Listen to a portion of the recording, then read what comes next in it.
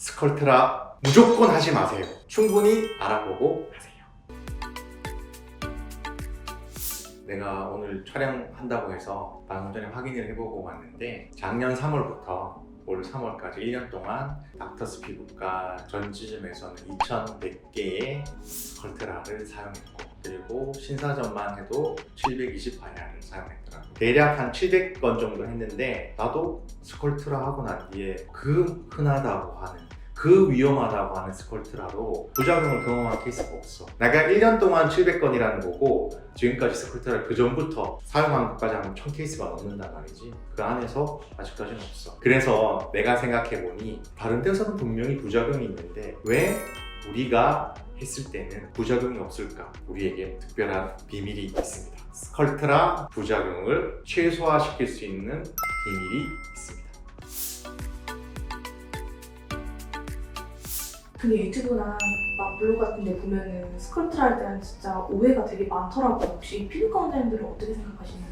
나도 그 유튜브 봤지. 성형외과 전문의 선생님 내가 동영상을 이제 오기 전에 한번 쭉 보고 왔거든. 그래서 그 선생님이 오해할 만한 사실도 있어. 왜냐하면 그 선생님은 스컬트라라는 시술을 본인이 시술한 적은 많이 없으신 것 같고, 왜냐하면 본인이 제주에 있는 성형외과 원장들은 아무도 스컬트라 시술을 하지 않아요. 이렇게 얘기하셨기 때문에, 두 번째로는 그 선생님이 말씀하신 이야기 중에, 나는 이제 의사니까 알아듣는 얘기지, 나머지는 아마 못 알아들었을 건데, 바이크릴이라는 이 실이 있어요. 이 실이 거기 등장을 하는 실인데 녹는 실이에요. 이게 어디 쓰느냐? 찢어져서 꼬맬 때 속봉합하는 흡수사로 씁니다. 당연히 피부과도 쓰죠. 그러니까 내가 가지고 있지. 근데 바이크릴로 속봉합을 해놓으면 그냥 싹 다 녹으면 되는데, 녹지 않고 그게 약 결절이 생깁니다. 그 섬유성 유과종이라고 합니다. 유과종이 아니라 유아종이에요. 바이크릴의 성분이 PLLA라고 해서 스컬트라랑 유사한 성분이기 때문에 그런 오해를 하실 수 있어요. 우리가 수없이 많이 꼬매면서 보니까 이거 꼬맨 자리가 이렇게 섬유성 유과종이 생기더라. 이 위험한 시술 어떻게 해? 이렇게 생각할 수 있어요. 충분히 오해하실 수 있고, 이게 비유를 하자면 그런 거예요. 응급실에 있는 의사가 매일매일 교통사고가 나서 팔이 부러지고 다치고 머리가 깨지고 심지어 사망하는 환자가 응급실로 온단 말이에요. 그런 환자만 계속 보다 보면 운전은 정말 위험하구나, 운전 절대 하면 안 되겠다, 이런 생각이 들 수 있습니다. 하지만 그것은 서 있는 자리가 다르기 때문에 생기는 현상입니다. 확률로 이야기해야 된다고 생각합니다. 부작용만 보는 의사가 그건 정말 위험합니다, 절대 하면 안 됩니다, 이런 거는 제가 보기엔 맞지 않다고 생각합니다. 우리가 보통 필러, 스컬트라, 지방이식 이 세 가지를 많이 비교합니다. 각각의 장단점이 있습니다. 지방이식과 필러 중간에 있는 중간 제작 성격, 장단점을 조금씩 다 공유하고 있는 시술이라고 생각하시면 돼요. 내가 얼굴에 살이 좀 빠진 것 같고 좀 나이 들어 보이고 피곤해 보이고 볼륨이 좀 없어지는 것 같아 라는 생각이 들었어요. 그런데 필러를 맞으려니 다른 사람처럼 보일 것 같은 느낌도 있고, 이물 반응이라고 해서 그게 피부 속에 들어갔을 때 면역 반응을 일으키기도 하지만 또 그거 자체가 약간의 어색하거나 그런 것도 생길 수 있어요. 그리고 필러의 가장 큰 단점은 자연스럽지 못할 수 있고 매년 맞아야 된다는 거. 그런 거에 대한 선입견이 좀 있었어요. 이게 스컬트라라고 하는데 흰색 가루입니다. 흰색 가루. 이 가루를 피부 속에 넣어주면 피부에 있는 콜라겐 성분이 합성될 수 있도록 자극을 주는, 이거 자체가 무슨 볼륨을 형성하거나 그러진 않습니다. 그냥 이 가루가 내 피부에 있는 콜라겐을 자극해서 자랄 수 있도록 약간 얼굴에 살이 붙는 것 같은 느낌을 주는 겁니다.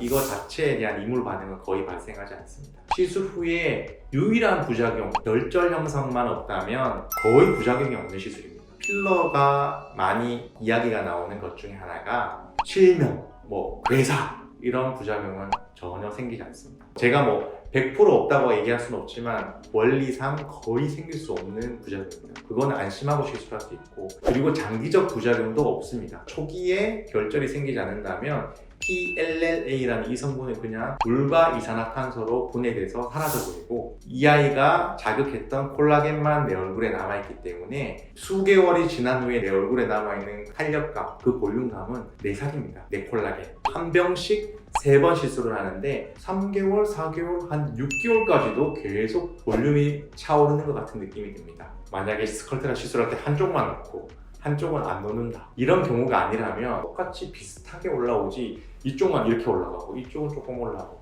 이런 경우는 거의 발생하지 않습니다. 그러니까 어색할 일도 거의 없습니다. 천천히 좋아지는 게 어떤 사람에게는 단점이겠죠. 저 같은 사람에게는 장점이고, 천천히 좋아지는 것이 필러보다 훨씬 더 오랫동안 지속되기 때문에 스컬트라를 제가 선택하게 된 것입니다. 모든 시술은 과유불급이에요. 너무 많이 맞는 거는 저도 좋아하지 않습니다. 그리고 자주 맞으면 이 스컬트라가 엄청 비싸기 때문에 통장이 녹아내립니다. 보통 권장드리는 것은 2년에 한 번씩 맞으시는 겁니다. 이걸 자주 맞는다 그러면 아까 말씀드린 결절이나 이런 리스크도 더 커지겠죠. 처음에는 3병을 3개월에 나눠서 한 번 이렇게 맞더라도 1년 뒤에 1년에 한 번 정도 맞는 거는 추천드립니다. 그건 맞는 말입니다. 성형외과 선생님이 생각하시는 볼륨 증강과 피부과에서 생각하는 볼륨의 증강은 다릅니다. 제가 원하는 볼륨 증강은 살짝 좋아집니다. 그 살짝 좋아지기 위해서는 스컬트라를 뻑뻑하게 해서 많이 놓을 필요가 전혀 없습니다. 스컬트라를 희석해서 골고루 뿌려준다는 느낌으로 뿌려줍니다. 그러면 볼륨이 살짝 올라오겠죠. 저희는 절대로 지방 이식과 비교하지 않습니다. 필러보다 스컬트라가 더 잘 올라오지 않습니다. 필러나 지방 이식 같은 빵빵함을 원하신다면 스컬트라는 맞지 않습니다.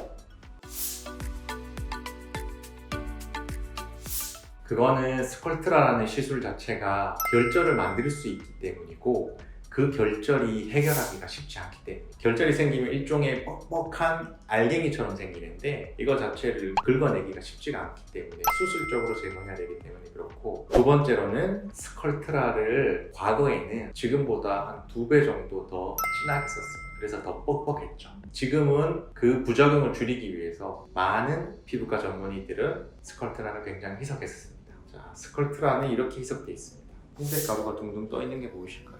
사실 수화를 시킨다고 하는데 쉽게 수화가 되지 않습니다. 증류수만 넣고 주사용수만 넣으면 수화가 되는 게 아니라 최소한 6시간, 그리고 원래는 오버나잇이라고 하는 하루 밤 정도는 재워서 수화를 충분히 시켜서 시술해야 되는 시술입니다. 그리고 수화를 시킨다 하더라도 가만히 놔두면 이렇게 가라앉아서 뻑뻑한 부분이 남죠. 그렇기 때문에 시술하기 전에 충분히 믹스해서 최대한 수화를 충분히 시켜서 시술해야 됩니다. 이것이 스컬트라 부자극을 막는 1단계, 가장 중요한 단계입니다. LCC 주사기에 덜어서 이걸 피부 속에 주입하게 됩니다. 이런 식으로 잘 풀어져 있고 묽게 희석된 경우에는 거의 부작용을 만들지 않습니다. 하지만 2단계가 더 있습니다. 2단계, 시술할 때 시술자가 정확한 깊이에 최대한 한 곳에 스컬트라가 많이 들어가지 않도록 뿌리듯이, 그리고 한 번 주입하는 그 자리는 최소량 0.1, 0.2cc 정도만 조금씩 뿌리듯이 넣습니다. 그리고 눈 밑 같은 곳은 더 조심해야 되는 부위이기 때문에 조금 더 많은 포인트로 나눠서 최대한 흩뿌리듯이 분산해서 넣어주는 기술을 사용해야 합니다. 이 부분이 병원에서 의사가 하는 2가지의 가장 중요한 포인트입니다. 비밀입니다. 3단계 세 번째는 집에 가셔서 이렇게 마사지를 해서 혹시나 충분히 수화가 되지 않아서 엉겨있는 스컬트라 부위를 마사지해서 풀어야 돼요. 좀 귀찮은 과정이지만 이 단계까지 했을 때 부작용을 많이 줄일 수 있습니다. 자, 1단계, 2단계 병원에서 해야 되고 가장 중요한 단계입니다. 여기서 잘 한다면 3단계가 그렇게 필요하지 않을 수도 있습니다. 하지만 안전을 위해서 그렇게 어려운 건 아니기 때문에 마사지를 충분히 해주시면 됩니다. 저는 시술 후에 제가 직접 마사지를 먼저 한번 해드립니다. 특히 눈밑 같은 부위는 결절이 생기면 보기 싫기 때문에, 그리고 바로 드러나기 때문에 마사지를 따로 해드립니다.